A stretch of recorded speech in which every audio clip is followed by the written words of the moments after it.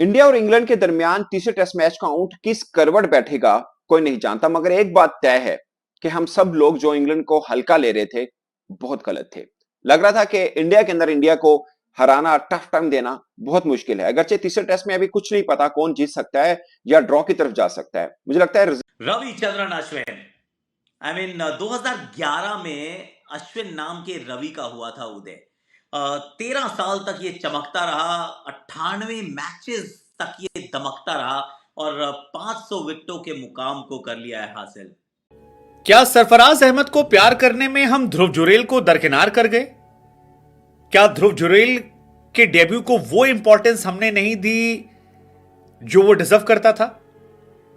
क्या सरफराज खान के किस्सों कहानियों के बीच में ध्रुव जुरेल गुमनामी का शिकार होने लगे? हम सब ने सरफराज के फादर के लिए तालियां बजाई, इमोशनल कहानियां पढ़ी, बहुत सारी बातें की, लेकिन क्या हम और आप ये जानते हैं कि ध्रुव जुरेल के 5.91 की इकोनॉमी से 35 ओवर टेस्ट के अंदर 207 स्कोर। इंडिया ने, मैं आप देखे कोई और टीम होती है रिजवान भाई, 445 बहुत ज्यादा रन होते हैं, लेकिन क्योंकि ये इंग्लैंड है, ये 30 एक सेशन के अंदर ही उन्होंने इतने रन कर लिए कि उनके लिए सब कुछ इजी लग रहा है, लेकिन कोई पता नहीं है भाई। सेंचुरी बनाने वाले पहले फास्टेस्ट इंग्लिश बल्लेबाज बन गए, जबकि ओवरऑल थर्ड फास्टेस्ट बल्लेबाज बन गए जिसने इंडिया की सरजमीन में सेंचुरी मारी हो फास्टेस्ट। इससे पहले 2001 में एडम गिलक्रिस्ट ने मारी थी, आई थिंक 84 गेंदों पे, 85 गेंदों पे सेंचुरी मारी थी। 1974 में वेस्ट इंडीज के लॉयड थे उन्होंने, और अब 88 गेंदों की पे सेंचुरी मारी है बेन डकेट ने। तो कमाल खेले भाई बेन डकेट।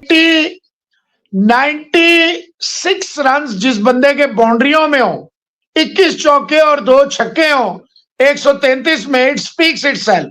बहुत शानदार खेल है, हर तरह के शॉट खेल है, रिवर्स स्विच हिट, ऊपर से, दरमियान से, मतलब वो दिलेरी से खेला है। और ऑब्वियसली जब आप दिलेरी से खेलेंगे तो रिजल्ट्स आपकी मर्जी के आएंगे। इंतहाई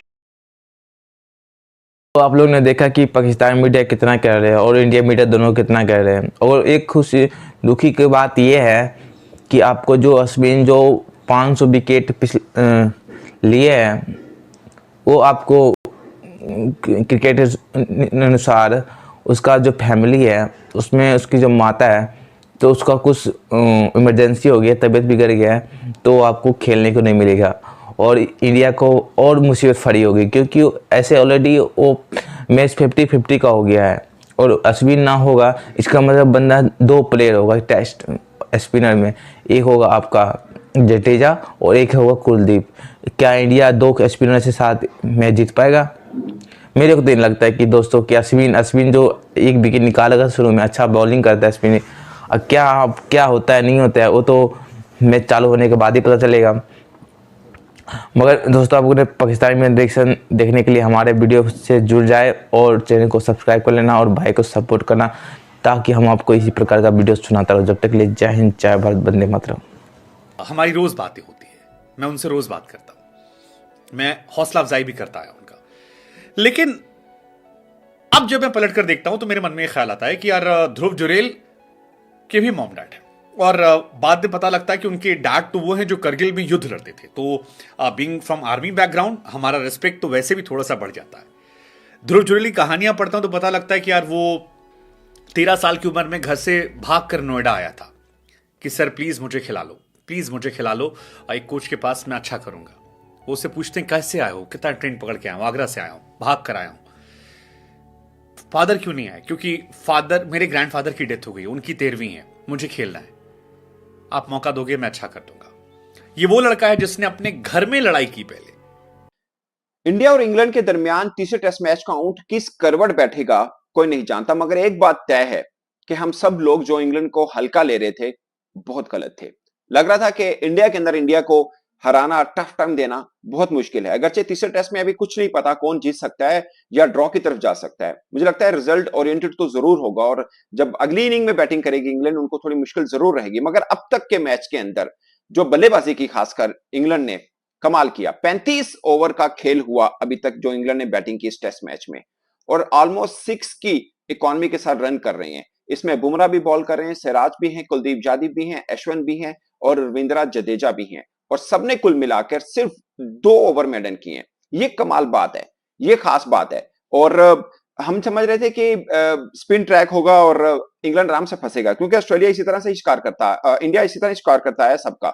मगर जहां पर बात कहानी थोड़ी डिफरेंट नजर आ रही है, बेसबॉल को हम बाज़ औक़ात मजाक से भी कह देते हैं। बहुत से इंडियन जो दोस्त हैं वो कभी लिख देते हैं कि रोहित की जो स्टाइल है वो चलेगा, हम जायसवाल का भी जिक्र करते रहेगा, दोनों अच्छा खेले, इसमें कोई शक नहीं है। मगर इंग्लैंड में खूबी ये रही है कि इनका कोई ना कोई एक नया रूप में सामने आता है, अगरचे बहुत रविचंद्रन अश्विन, आई मीन 2011 में अश्विन नाम के रवि का हुआ था उदय। 13 साल तक ये चमकता रहा, 98 मैचेस तक ये दमकता रहा और 500 विकेटों के मुकाम को कर लिया है हासिल रविचंद्रन अश्विन।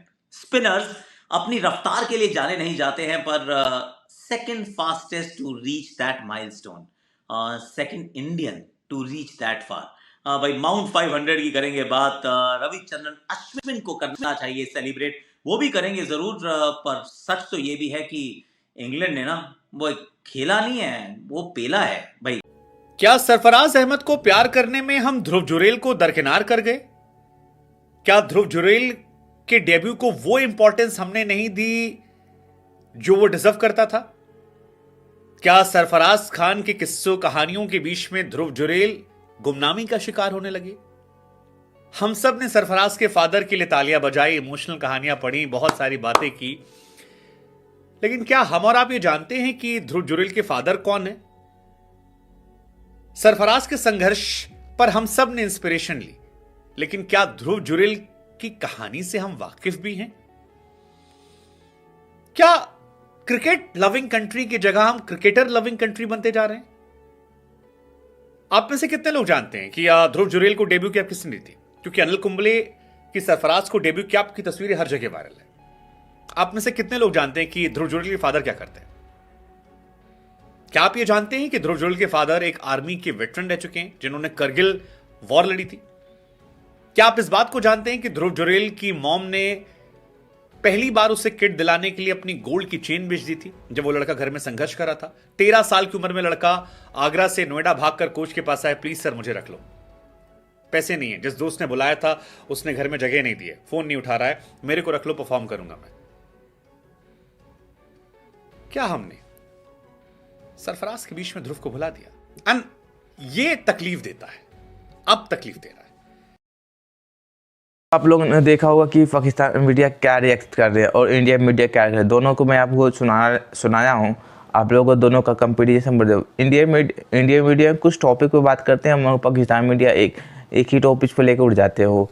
और दोस्तों एक बुरी खबर ये है कि आपको जो अश्विन जो 500 विकेट लिया है वो तीसरा टी20 आगे नहीं खेल पाएगा, क्योंकि उसका जो फैमिली है वो इमरजेंसी में बताया गया है कि हॉस्पिटल गया है, तो वो शायद ना खेल पाए।